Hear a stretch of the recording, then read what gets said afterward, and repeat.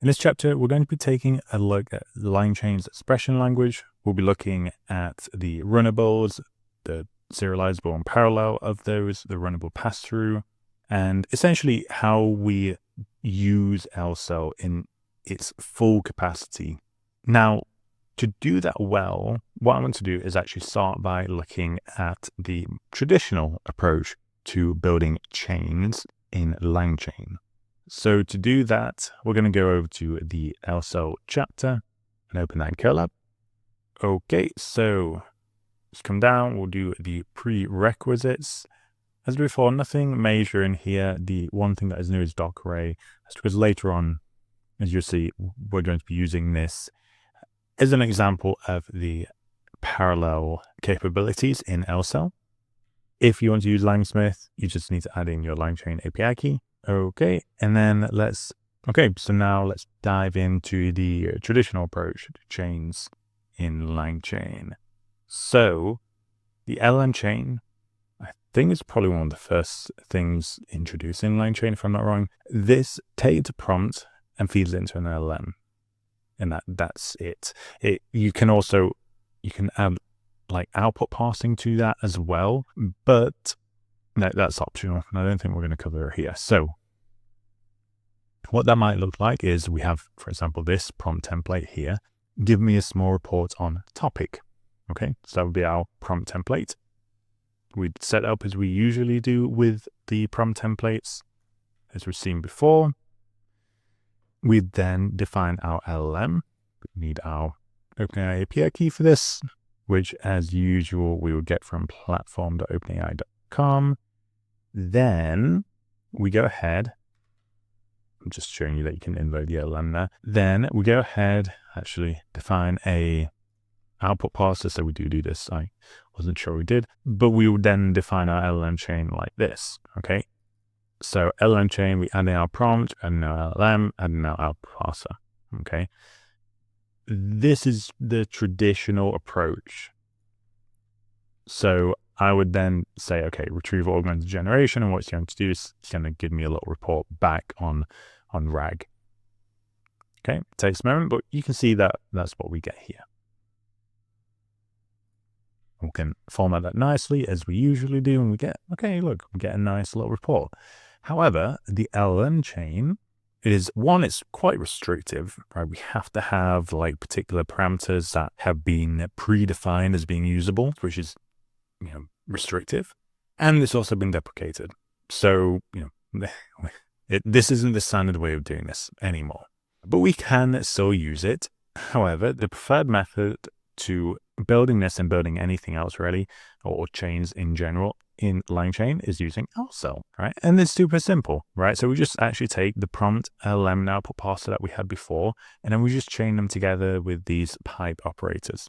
So the pipe operator here is saying, take what is output from here and input it into here. Take what is output from here and input it into here. That's all it does. It's super simple.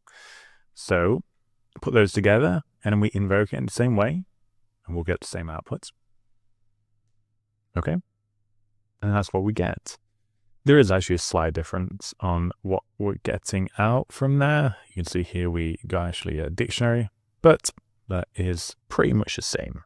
Okay, so we get that. And as before, we can display that in Markdown with this. Okay, so we saw just now that we have this pipe operator here.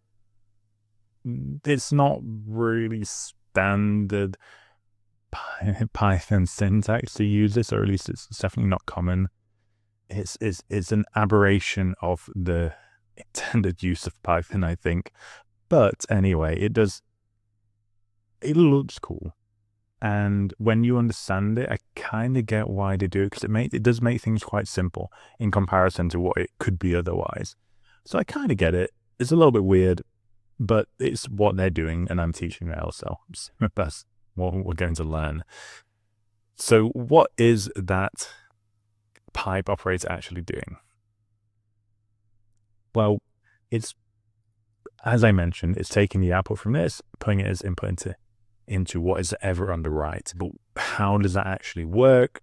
Well, let's actually implement it ourselves without LangChain. So we're going to create this class called Runnable. This class, when we initialize it, it's going to take a function. Okay, so this is literally a Python function. It's going to take that and it's going to essentially turn it into what we would call a runnable in LangChain. And what does that actually mean? Well, it doesn't really mean anything. It just means that when you run the invoke method on it, it's going to call that function in the way that you would have done otherwise. All right, so using just function, brackets open, parameters, brackets close, it's going to do that. But it's also going to add this method, this OR method. Now, this OR method in typical Python syntax, now this OR method is essentially going to take your runnable function, the one that you initialize with, and then it's also going to take an other function. Okay, this other function is actually going to be a runnable, I believe. Yes, it's going to be a runnable, just like this. And what it's going to do is it's going to run this runnable based on the output of your current runnable. Okay, that's what this OR is going to do. Seems a bit weird maybe, but I'll explain in a moment. We'll see why that works. So I'm going to chain a few functions together using this OR method. So first we're just going to turn them all into runnables. Okay, so these are normal functions, as you can see, normal Python functions. We then turn them into this runnable using our runnable class. Then look what we can do, right? So we're going to create a chain that is going to be our runnable chained with another runnable, chained with another runnable. Okay, and let's see what happens. So we're going to invoke that chain of runnables with 3. So what is this going to do? Okay, we start with 5. We're going to add 5 to 3. So we'll get 8.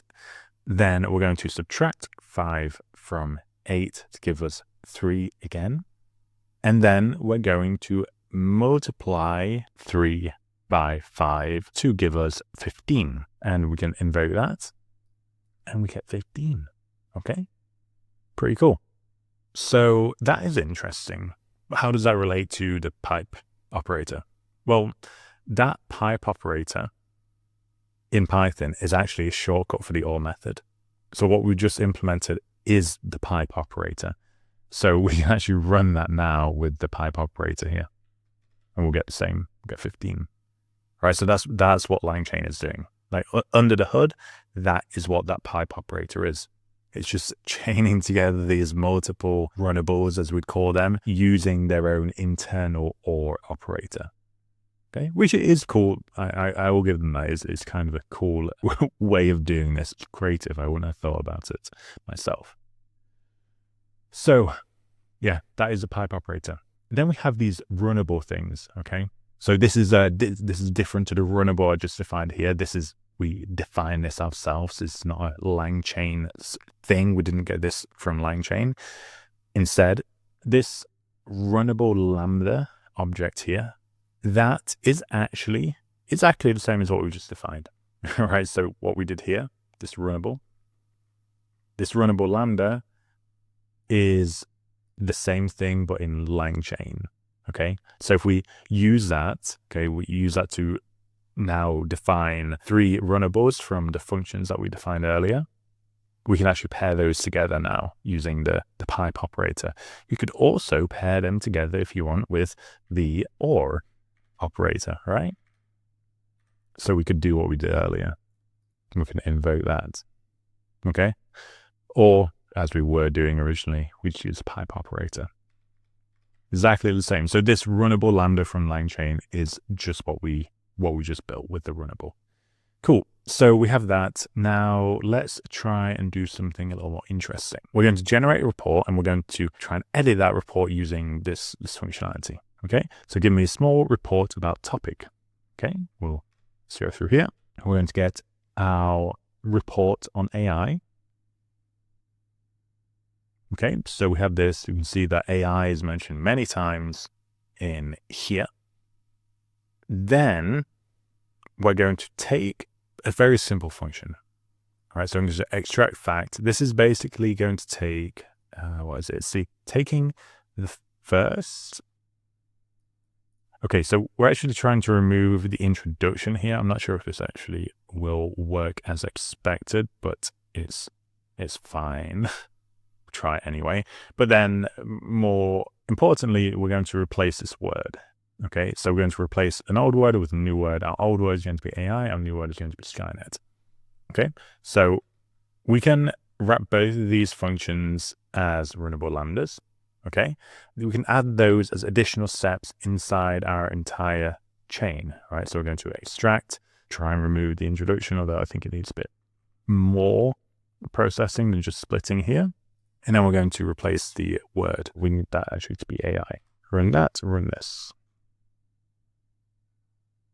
Okay, so now we get artificial intelligence Skynet refers to the simulation of human intelligence processed by machines, and then we have narrow Skynet, weak Skynet, and strong Skynet. Applications of Skynet. Skynet technology is being applied in numerous fields, including all these things. Scary. Despite its potential, Skynet poses several challenges. Systems can perpetrate existing biases. It raises significant privacy concerns. It can be exploited for malicious purposes. Okay, so we have all these. It's just a silly little example. We can see also the introduction didn't work here. The reason for that is because our introduction includes multiple new lines here. So I would actually, if I want to remove the introduction, we should remove it from here, I think. And this is I would never actually recommend you do that because it's not very flexible. It's not very robust. But just so I show you that is actually working. So this extract fact runnable, right? So now we're essentially just removing the introduction, right? Why would we want to do that? I don't know, but it's there just so you can see that we can have multiple of these runnable operations running, and they can be whatever you want them to be. Okay. It is worth noting that the inputs to our functions here were all single arguments. Okay. If you have a function that is accepting multiple arguments, you can do that the way that I would probably do it, or you can do it in multiple ways. One of the ways that you can do that is actually write your function to accept multiple arguments, but actually do them through a single argument. So just like a single like X, which would be like a dictionary or something, and then just unpack them within the function and use them as needed. That's just one way you can do it. Now, we also have these different runnable objects that we can use. So here we have runnable parallel and runnable Passthrough. Kind of self-explanatory to some degree. So let me just go through those. So runnable parallel allows you to run multiple runnable instances in parallel. Runnable Passthrough, maybe it's less self-explanatory, allows us to pass a variable through to the next runnable without modifying it. Okay, so let's see how they would work. So we're going to come down here and we're going to set up these two doc arrays, or obviously these two sources of information. And we're going to need our LLM to pull information from both of these sources of information in parallel, which is going to look like this. So we have these two sources of information, vector store A, vector store B. This is our doc array A and doc array B. These are both going to be fed in as context into our prompt. And then our LLM is going to use all of that to answer the question. Okay, so to actually implement that, we need an embedding model. So use OpenAI embeddings. We have our vector store A, vector store B. They're not, real vectors. They're not full-on vector stores here. We're just passing in a very small amount of information to both. So we're saying, okay, we're going to create an in-memory vector store using these 2 bits of information. So when say half the information is here, this would be an irrelevant piece of information. Then we have the relevant information, which is DeepSeek V3 was released in December 2024. Okay, then we're going to have some other information in our other vector store. Again, irrelevant piece here and relevant piece here. Okay, the DeepSeek V3 LLM is a mixture of experts model with 671 billion parameters at its largest. Okay, so based on that, we're also going to build this prompt string. So we're going to pass in both of those contexts into our prompt. And then we're going to ask a question. We don't need that bit. And actually, we don't even need that bit. What am I doing? So we just need this. So we have both the context there. And we would run them through our prompt template. Okay, so we have a system prompt template, which is this. And then we're just going to have, okay, our question is going to go into here as a user message. Cool. So we have that. And then let me make this easier to read. We're going to convert both those vectors to retrievers, which just means we can retrieve stuff from them. And we're going to use this runnable parallel to run both of these in parallel, right? So these are both being run in parallel. But then we're also running our question in parallel because this needs to be essentially passed through this component without us modifying anything. So when we look at this here, it's almost like, okay, this section here would be our runnable parallel, and these are being run in parallel, but also our query is being passed through. So it's almost like there's another line there, which is our runnable pass-through. Okay, so that's what we're doing here. These are running in parallel. One of them is a pass-through. Oh, I need to run here. I just realized here we're using the deprecated embeddings. Just switch it to this. So LangChain OpenAI. We run that, run this, run that. And now this is set up. Okay. So we then put our initial, so this using our runnable parallel and runnable pass-through. That is our initial step. We then have our prompt, the LLM, enable parser, which are being chained together with the usual, the usual pipe operator. Okay, and now we're going to invoke a question. What architecture does the mod DeepSeek release in December use? Okay, so for the LLM to answer this question, it's going to need to tell us, well, it needs the information about the DeepSeek model that was released in December, which we have specified in one half here. And then it also needs to know what architecture that model uses, which is defined in the other half over here. Okay, so let's run this. Okay, there we go. DeepSeek V3 model released in December 2024 is a mixture of experts model with 671 billion parameters. Okay, so mixture of experts and this many parameters. Pretty cool. So we've put together our pipeline using LCEL, using the pipe operator, the runnables. Specifically, we've looked at the runnable parallel, runnable pass-through, and also the runnable lambdas. So that's it for this chapter on LCEL, and we'll move on to the next one.